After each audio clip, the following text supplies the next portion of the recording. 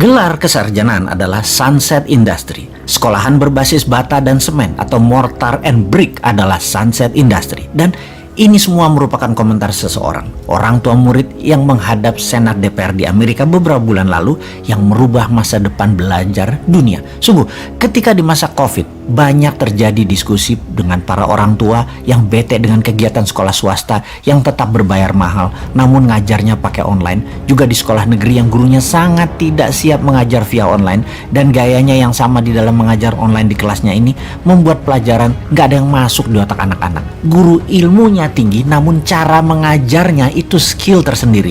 Karena faktor akademis yang ditekankan, maka ilmulah yang ditekankan. Padahal dalam dunia mengajar ada hal yang tidak kalah penting, yaitu cara mengajar dan ilmu yang sesuai dengan dunia nyata yang terupdate pada saat ini. Subjek kali ini adalah masa depan anak dengan pendidikan yang sesuai dengan kebutuhan pasar serta minat bakat. Saya teringat ketika ada video tentang orang tua murid yang mengajukan review pendidikan di Amerika ke DPR-nya Amerika beberapa bulan yang lalu, yang menurutnya terjadi pergeseran cara karena efek pandemi dan digitalisasi membuat pelajaran sulit diterima buat anak-anak. Dia di depan para anggota DPR itu berkata, "Sebutkan siapa Presiden Amerika yang ke-16.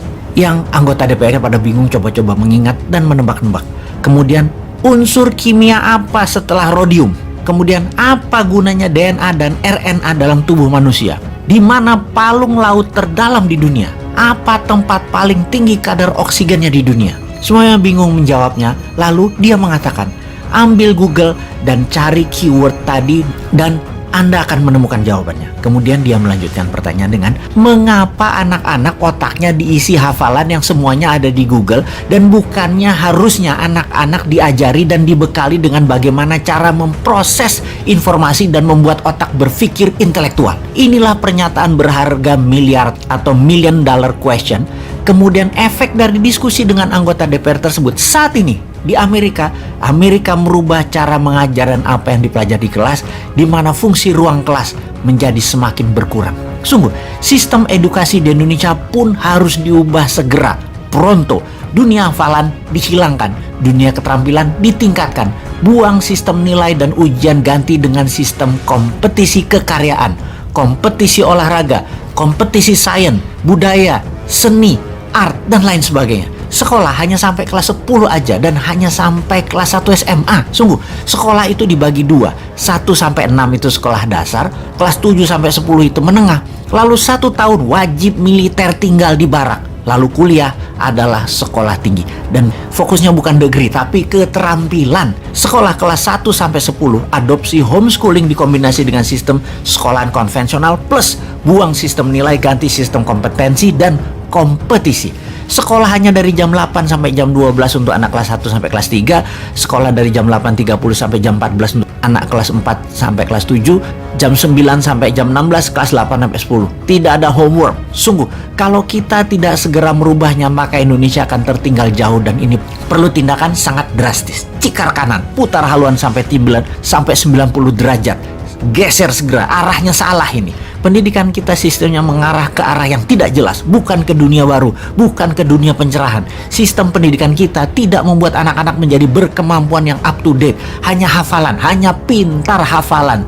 Jejari minor muscle-nya, attitude-nya, social skill-nya, kemampuan bahasanya, buku yang dibacanya, leadership skill-nya, teamwork-nya, kompetisi olahraganya, kompetisi seni budayanya, musik, tari tradisional, dan tari modernnya, memahami, memiliki pengetahuan sumber pencari income yang lain, yang banyak. Di mana mereka diajarkan kalau guru mengajarnya masih menghadap papan tulis?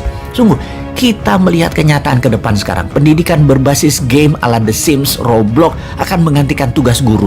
Diramalkan profesi dosen dan guru akan hilang karena kampus dan sekolah akan merubah menjadi semacam I.O. yang mengorganisir kegiatan aktivitas harian anak dengan keterampilan masak, pertukangan, main saham, main kripto. Lalu dunia kampus perkuliahan langsung diajari oleh ilmuwan-ilmuwan kelas dunia dari ruang masing-masing, di rumah masing-masing, di kelasnya guru besar tersebut. Sebuah realita di dunia pekerjaan saat ini yang sama sekali tidak akan ada sambungannya dengan apa yang anak-anak kita pelajari saat ini di sekolah dan di kampus. Itu adalah realita dan itu adalah keluhan dari banyak pengusaha. Dan pada saat ini juga kita menyaksikan kemunculan pekerjaan-pekerjaan baru yang tidak pernah kita kenal 10 tahun yang lalu, seperti barista, blogger, web developer, apps creator atau developer, smart chief listener, smart cattle manager, big data analyst, cyber truth, cyber psychology, cyber patrol, forensic cyber crime, smart animator, game developer, medical sonographer, crowdfunding specialist, social entrepreneur, fashionista dan ambassador, cloud computing system, cloud service specialist, dog whisperer, drone operator, dan lain sebagainya. Kita juga mendapat fakta ribuan cabang bank di seluruh dunia sudah ditutup dan ribuan lagi akan ditutup. Di bank, tawaran untuk pensiun dini bagi sebagian besar karyawannya, mulai dari teller sampai office credit sudah mulai terjadi saat ini. Dipastikan 5 tahun dari sekarang cabang bank tinggal 20% di seluruh dunia dibandingkan 10 tahun yang lalu. Kelak, bila blockchain revolution sudah menjadi kenyataan diterima cepat di Indonesia, maka bukan hanya mesin ATM yang menjadi besi tua, melainkan juga mesin-mesin edisi. Itu tentunya akan merambah panjang daftar pekerjaan-pekerjaan lama yang hilang.